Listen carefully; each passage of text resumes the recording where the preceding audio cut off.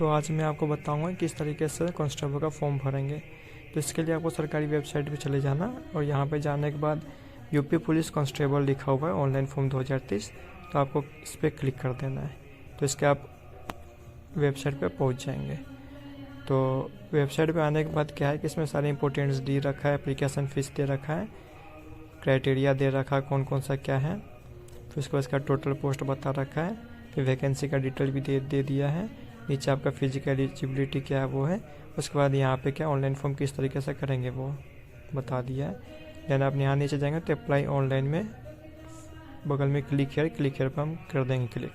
तो उसके बाद आप इसके जो ऑफिशियल वेबसाइट पे पहुँच जाएंगे।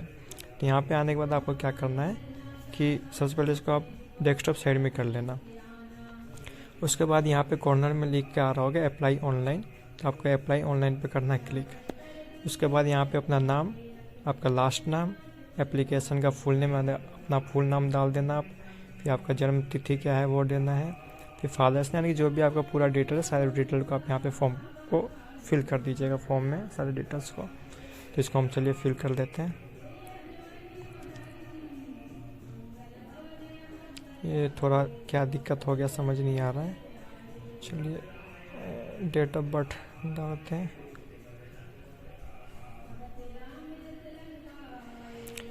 देन फादर्स नेम डालेंगे, फिर मदर नेम डालेंगे, फिर आपका जो जेंडर है जेंडर सेलेक्ट कर लेना, फिर अपना मोबाइल नंबर जो यहाँ पे आप दे देना। उसके बाद यहाँ पे ईमेल आईडी, उसी ईमेल आईडी को कंफर्म आप कर देना ईमेल आईडी में।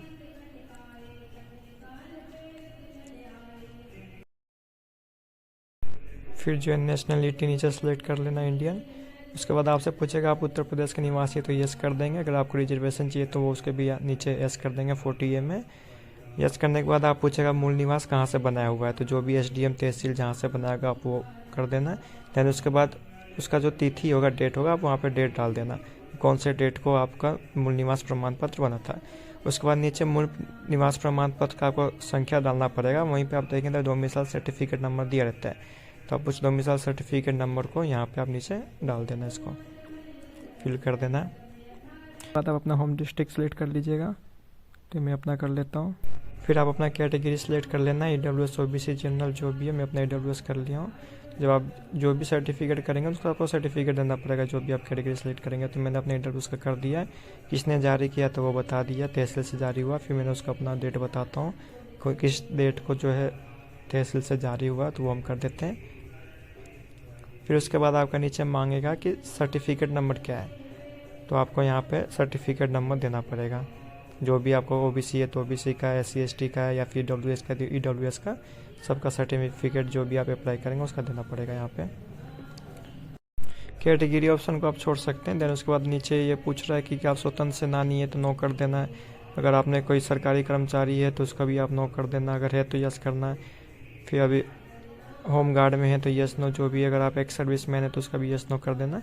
उसके बाद यहाँ पे अपना 10th क्लास का बोर्ड का नाम, कौन से बोर्ड से किया, CBSE, SC, UP जो भी बोर्ड है वो आप अप्लाई कर देना है। फिर किस वर्ष में किया, तो आपके सर्टिफिकेट में दिया रहता है कौन से वर्ष में, तो उसका मंथ और ईयर दोनों चीज़ आपको यहाँ पे डालना पड़ेगा। तो वो उसको हम कर देते हैं सिलेक्ट, यहाँ से डाल देते हैं।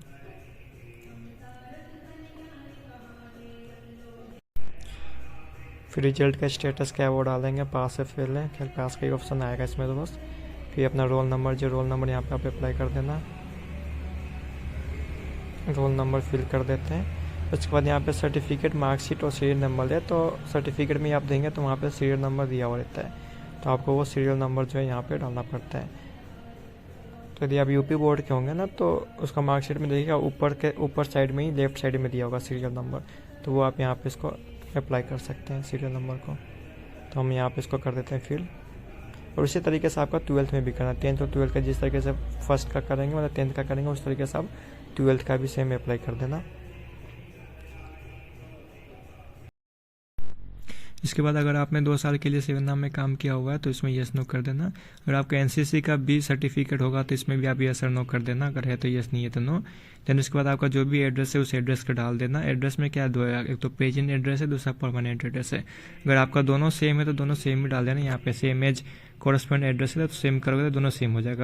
इसके बाद आप इसको प्रीव्यू करके सबमिट कर देना। प्रीव्यू सबमिट पे आप क्लिक कर देना। इसका सबमिट कर देंगे तो ये इस तरीके से पूरा फॉर्म आ जाएगा। तो इस फॉर्म को आपको क्या करना है कि डाउनलोड कर लेना, नीचे से जाके आपको प्रिंट करके खुद में सेव कर लेना है।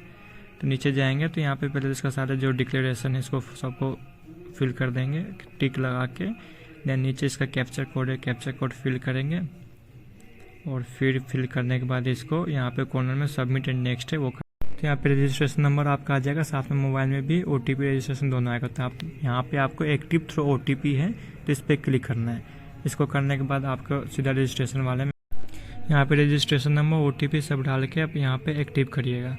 तो एक्टिव कर देंगे तो ये मैसेज आ जाएगा कि आपका एक्टिवेट हो चुका है और लॉगिन पेज पे सीधा जाते। फिर यहीं से आप लॉगिन पे है ना, लॉगिन पे आप क्लिक करेंगे तो इसका लॉगिन पेज पे पहुँच जाएंगे। यहाँ आने के बाद आपको जाना है कैंडिडेट लॉगिन में। फिर कैंडिडेट लॉगिन में जाने के बाद क्या है कि रजिस्ट्रेशन नंबर यहाँ अपना डाल के डेट ऑफ बर्थ डालना है और कैप्चर कोड डालना है। उसके बाद आप यहाँ पे आ जाएंगे फीस वाले में। तो फीस में क्या करना है, पे नाउ। तो जब फीस में पे नाउ कर देंगे तो इसको पहले तो आप डेस्कटॉप साइड में कर लीजिएगा। अगर मेरे में काम नहीं कर रहा था तो मैं नॉर्मल वैसे मोबाइल साइड से ही कर रहा हूँ। तो यहाँ आपके दो ऑप्शन आते हैं, इंटरनेट बैंकिंग आता है, UPI आता है। अगर आपको इंटरनेट बैंकिंग करना है तो उससे कर सकते हैं, UPI से करना उससे कर सकते हैं। तो मैं आपको यहाँ पे दिखाता हूँ रुकिए इंटरनेट बैंकिंग का। उसको करने के बाद यहाँ इंटरनेट बैंकिंग में आएंगे आप तो यहाँ पे SBI आ जाएगा, बाकी और भी बैंक्स हैं उनके भी आ जाएंगे सब। तो आपको जिस भी बैंक से करना है वो आप कर सकते हैं।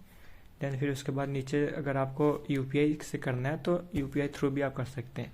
तो QR कोड है और UPI ID भी है। तो QR कोड मेरे में शो नहीं कर रहा है तो आप QR कोड से भी कर सकते हैं, नहीं तो इंटर UPI ID जो भी आपके UPI ID है वो डालेंगे। तो यहाँ पे मैं UPI ID डाल देता हूँ और वैलिडिटी करेंगे तो आपके मोबाइल में फिर मैसेज चला जाएगा जहाँ पे भी जो भी आप नंबर डालेंगे। जैसे मेरे पे आ गया तो यहाँ पे मैं वहाँ से फीस सबमिट करके फिर वापस इसी पेज पे आऊँगा, जो सामने पेज है ना यहीं पे आके मैं थोड़ी देर तक वेट करूँगा। अगर आप बैक कर दिए तो फी भी कट जाएगा और फिर यहाँ पे फीस भी सबमिट नहीं होगा, इसलिए आपको कुछ नहीं करना है, वो ऑटोमेटिक इस पेज पे लेके आ जाएगा आपको। तो यहाँ आने के बाद क्या है, आपको फोटोग्राफ, सिग्नेचर सारी चीज़ करना है। सबका डॉक्यूमेंट का फॉर्मेट बता रखा है कितने में चाहिए। जैसे यहाँ पे है तो ये इसका 100 KB चाहिए, इमेज के लिए 20 से 50 KB, सिग्नेचर के लिए 5 से 20 KB।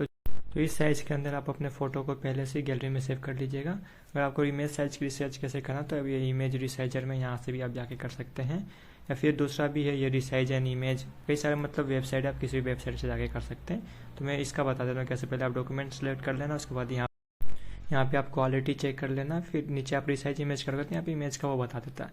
यहाँ पे फॉर्मेट आप चेक कर लेना, JPG में होना चाहिए, ठीक है। तो JPG फॉर्मेट करोगे आप तो नीचे रिसाइज इमेज करोगे तो इसके नीचे आपका इमेज आ जाएगा। तो मैंने पहले से देखिए इमेज आ गया ना, जैसे 1.18 MB है तो मेरे को इसको चेंज करना है तो इसको क्वालिटी में फिर चेंज करूँगा। मैंने पहले से कर रखा तो मैं इसको अपलोड कर लेता हूँ सारे को। तो मैंने इधर अपलोड कर दिया फ़ोटो को, सिग्नेचर को अपलोड करते हैं। सिग्नेचर इधर सिग्नेचर भी अपलोड हो गया। देन इसके बाद नीचे मैट्रिक का सर्टिफिकेट है 10th और 12th का, तो इसको भी हम अपलोड कर लेते हैं। यहाँ पे एकदम ध्यान से अपलोड करिएगा क्योंकि 10th का 12th का 10th में अपलोड मत करिएगा। तो करना होगा तो पहले ध्यान से देखिएगा कि 10th का 10th में, 12th का 12th में होना चाहिए, ठीक है। अगर गलत होगा तो यहीं पे री अपलोड करके आ रहा होगा, आप री अपलोड करके फिर से दोबारा उसको अपलोड कर सकते हैं। तो ये मैंने 10th 12th का भी कर दिया। फिर नीचे जाएंगे तो यहाँ पे अपने आप जो कैटेगरी से होंगे जैसे EWS SC ST है तो आप वहाँ पे अपना फॉर्म को सबमिट कर दीजिएगा, सर्टिफिकेट को आप यहाँ पे सबमिट कर दीजिएगा। देन उसके बाद अगर आप यहाँ के यूपी के डोमिसाइल सर्टिफिकेट होगा तो यूपी के डोमिसाइल फोटो को सर्टिफिकेट को भी जो आप इसमें अपलोड कर दीजिएगा। तो इस तरीके से अपलोड कर लेने के बाद यहाँ पे आपको कॉर्नर में दिखेगा फाइनल सबमिशन एंड नेक्स्ट। जब आप इसको करेंगे तो यहाँ से आप एप्लीकेशन को प्रिंट कर लेंगे। तो इस पर क्लिक कर देंगे हम।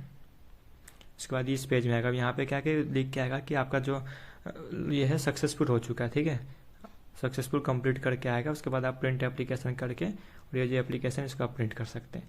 देन नीचे आएंगे तो कॉर्नर में प्रिंट करके आएगा, इसको प्रिंट करके PDF फॉर्मेट में अपने मोबाइल में सेव करके रख लीजिएगा।